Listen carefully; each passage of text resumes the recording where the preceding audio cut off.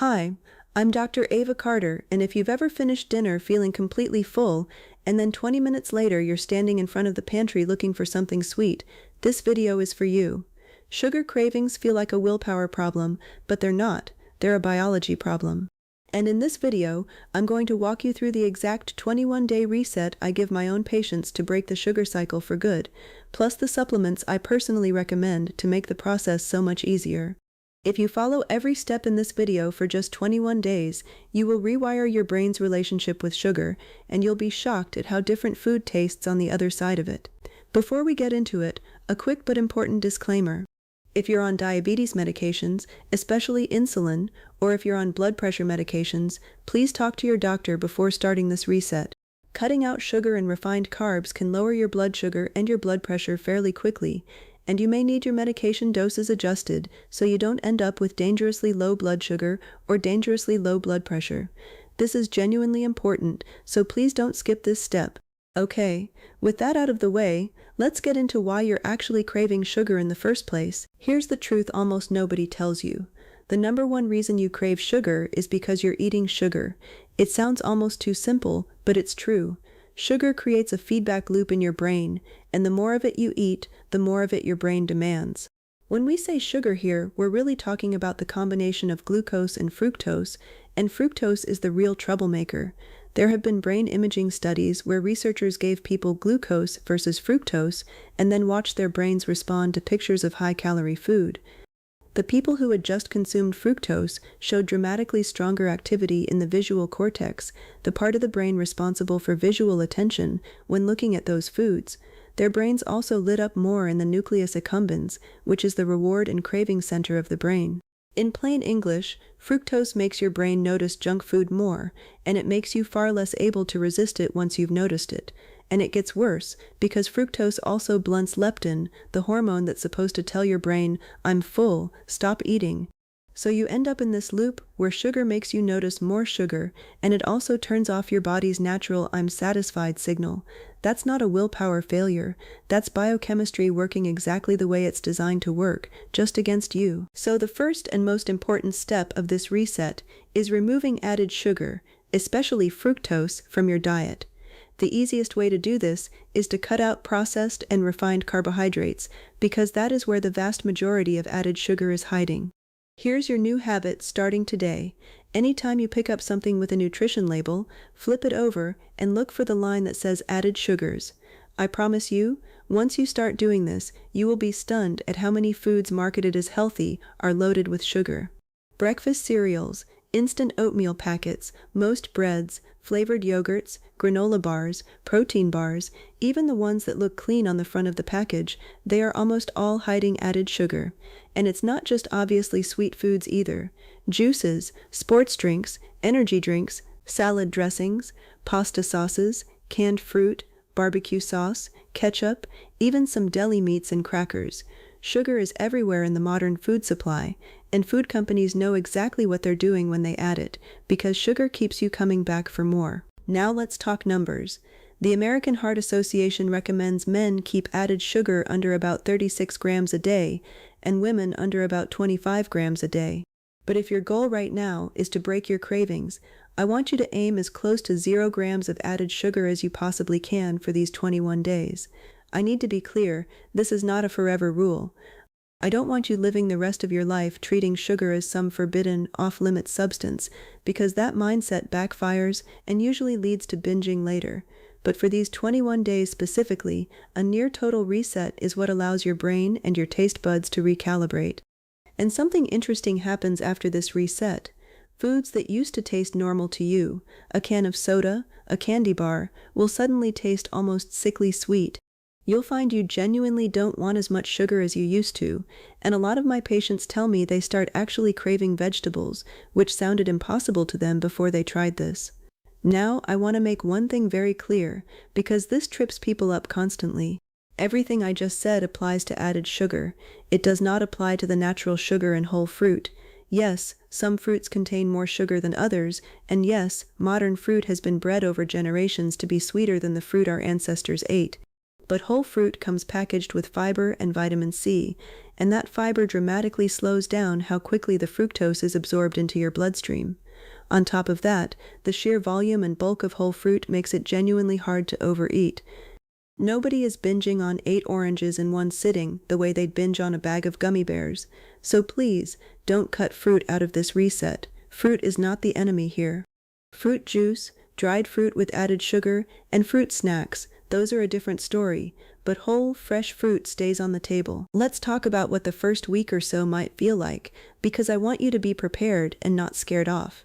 When you cut sugar and refined carbs out abruptly, a lot of people experience something that genuinely feels like coming down with the flu. Body aches, headaches, nausea, irritability, even anxiety can show up in those first several days. This is completely normal, and for most people it resolves within about a week to 10 days. Part of what's happening is that when you cut carbs sharply, your body releases a lot of stored water, and along with that water goes a good amount of electrolytes, particularly sodium. So if you start feeling foggy, crampy, or just off, increase your water intake up to about 2 liters a day, and try mixing in a glass or 2 of water with about half a teaspoon of salt dissolved in it. A cup of bone broth can also help replenish some of those lost electrolytes and minerals. I do want to mention that these harsher withdrawal symptoms are usually seen in people who cut out carbohydrates entirely, and that is not what I'm asking you to do here. You do not need to eliminate all carbs for this reset to work. What you want is to shift toward high-fiber, minimally processed carbohydrates, the kind that don't spike your blood sugar the way refined carbs do. Think beans, lentils, dairy, oats, quinoa, and sweet potatoes. These foods keep you full, they stabilize your blood sugar, and they will make this whole process dramatically more comfortable. Here's a practical trick for the meals where you can't avoid a higher glycemic food, say you're having rice, bread, or pasta with dinner. About 15 minutes before that meal, mix 1 tablespoon of vinegar into a large glass of water and drink it. Vinegar contains acetic acid, and acetic acid partially inhibits the digestive enzyme alpha amylase, which is one of the main enzymes responsible for breaking starches down into glucose. Less starch breaking down means a smaller, slower rise in your blood sugar after the meal. Acetic acid also seems to help your muscle tissue clear glucose out of the bloodstream more efficiently. The net effect is a blunted glucose spike and a blunted insulin spike after your meal, and that matters enormously for cravings because it's the crash after a sugar spike, the sharp drop back down, that triggers your next craving. You're essentially getting off the blood sugar roller coaster before it even starts. It doesn't really matter what type of vinegar you use. Apple cider vinegar tends to be the most popular choice because it also contains some antioxidants and probiotics that may support digestion, but any vinegar will give you this effect. One important safety note: vinegar is acidic and can erode your tooth enamel if it touches your teeth undiluted. Always mix it into at least 8 ounces of water, and I'd recommend drinking it through a straw to keep it off your teeth as much as possible. The next major lever for curbing sugar cravings is protein, and in my experience, this is the single most underrated fix. The patients who come to me with the most intense, uncontrollable sugar cravings are, almost without exception, the ones who are not eating nearly enough protein. Protein is extremely satiating, it stabilizes blood sugar, and it simply leaves less room, physically and psychologically, for a craving to take hold.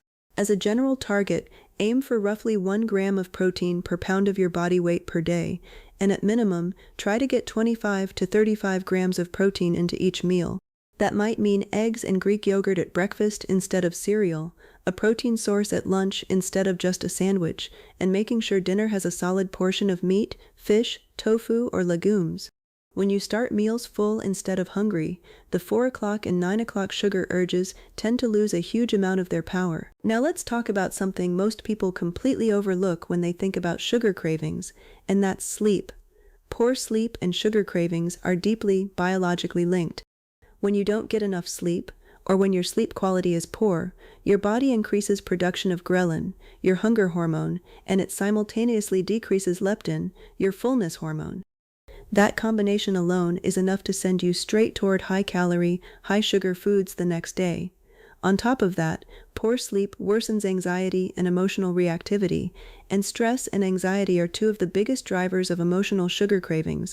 So sleep isn't a side note here, it's a core pillar of this reset. Aim for 7 to 8 hours of quality sleep a night. To actually get quality sleep, avoid caffeine for at least 10 to 12 hours before bed, stop eating at least 3 hours before bed, and put your phone and other screens away for at least an hour before you sleep. I know that last one is hard for almost everyone, myself included, but the blue light and mental stimulation from scrolling right before bed measurably delays your sleep onset and reduces deep sleep, and that will absolutely sabotage your cravings the next day. Next, I want you to understand something that changes how a lot of my patients relate to their cravings entirely. Not every craving is actually about hunger. Very often what feels like a sugar craving is really a proxy for an emotional state, stress, sadness, boredom, loneliness, even excitement.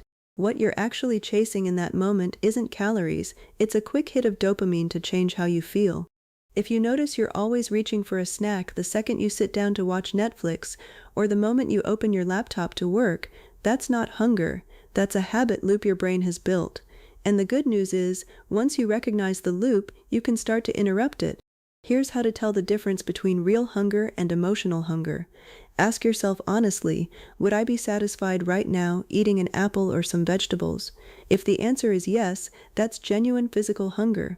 If the craving is specifically for something sweet or salty and crunchy, and the idea of an apple sounds unappealing, that's emotional hunger, and no amount of healthy substitute food is going to fully satisfy it, because it was never about the food to begin with.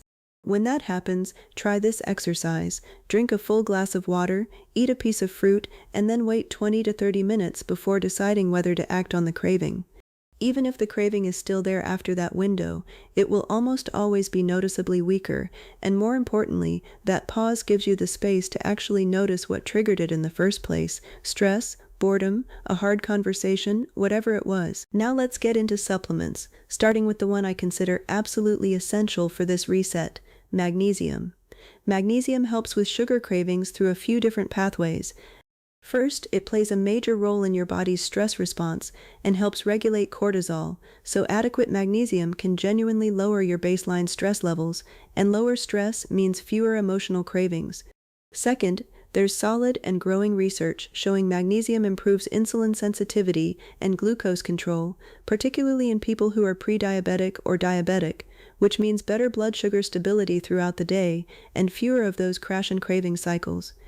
I recommend prioritizing magnesium-rich foods first, things like almonds, pumpkin seeds, spinach and other leafy greens, avocado, fatty fish like salmon, and Greek yogurt. That said, the reality is most adults are not getting enough magnesium from diet alone, largely because modern soil is more depleted in minerals than it used to be. For most adults, I recommend at least 400 milligrams of magnesium daily, either from food or supplementation, though your personal needs may be different if you have kidney disease or if you're pregnant or breastfeeding, so check with your doctor first in those cases.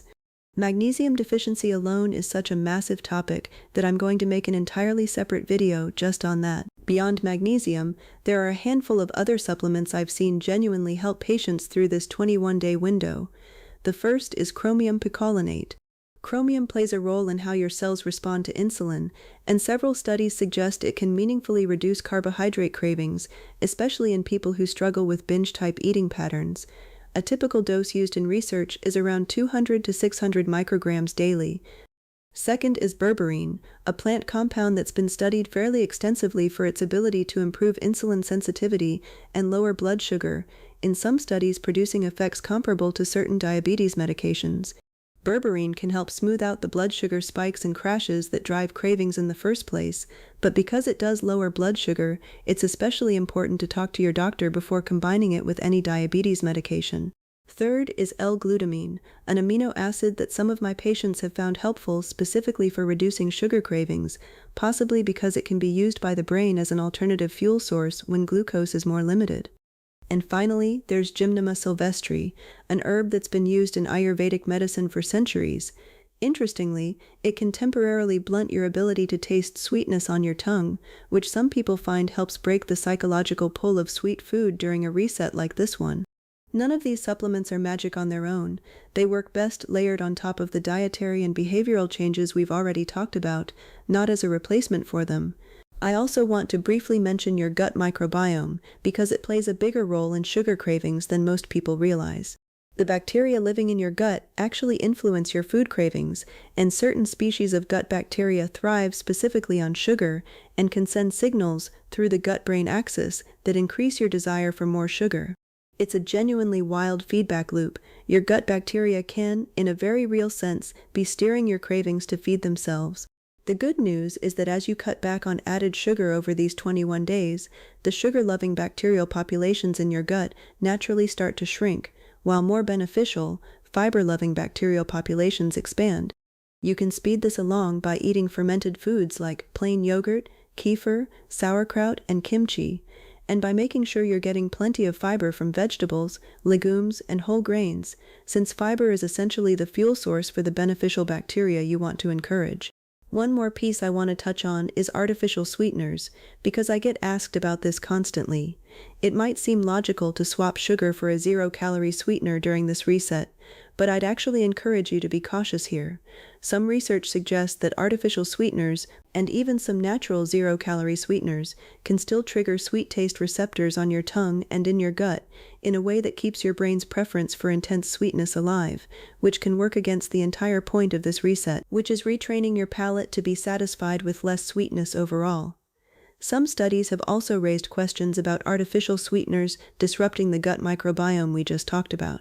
My advice, during these 21 days specifically, try to minimize artificial sweeteners too, not just sugar. Let your taste buds have a genuine reset, and you can decide afterward whether occasional diet drinks fit into your life. Before we wrap up, I want to give you 2 more tools that make this whole process significantly easier, and they cost nothing. The first is meal timing. A lot of sugar cravings, especially the ones that hit hard in the late afternoon or right after dinner, are actually the result of long gaps between meals combined with low protein earlier in the day. If you skip breakfast or eat a light, carb-heavy breakfast, your blood sugar dips by mid-morning, and your brain responds by pushing you toward the fastest source of energy it can find, which is almost always something sweet. Try to keep your meals spaced fairly evenly through the day, and don't let more than about 4 to 5 hours pass without eating something with protein in it. This isn't about eating constantly, it's about not letting your blood sugar swing wildly, because those swings are exactly what fuel cravings. On the flip side, if you already practice some form of intermittent fasting and it works well for you, that's fine too. Just make sure your eating windows are built around protein and fiber, not refined carbohydrates, or you'll simply be setting yourself up for a bigger crash later. The second tool is proactive stress management, separate from the emotional hunger check-in we already talked about.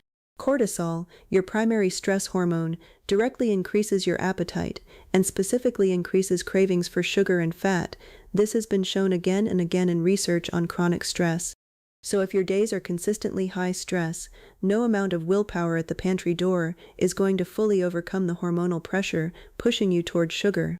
Building in even 10 minutes a day of something that lowers your baseline stress, a short walk outside, slow breathing, journaling, stretching, whatever actually works for you, will pay off far more than people expect when it comes to cravings. Think of it less as a wellness extra and more as a direct lever on your blood sugar and appetite hormones, because that's exactly what it is. Let's put this all together into what your 21 days actually look like in practice. For the full 21 days, eliminate added sugar as close to zero as you can, reading every label, keep whole fruit on the table, don't fear it. Shift your carbohydrate choices toward high-fiber, minimally processed options like beans, oats, and sweet potatoes, rather than refined white flour and white rice. Hit 25 to 35 grams of protein at every meal, no exceptions. Use the vinegar and water trick before any higher glycemic meal.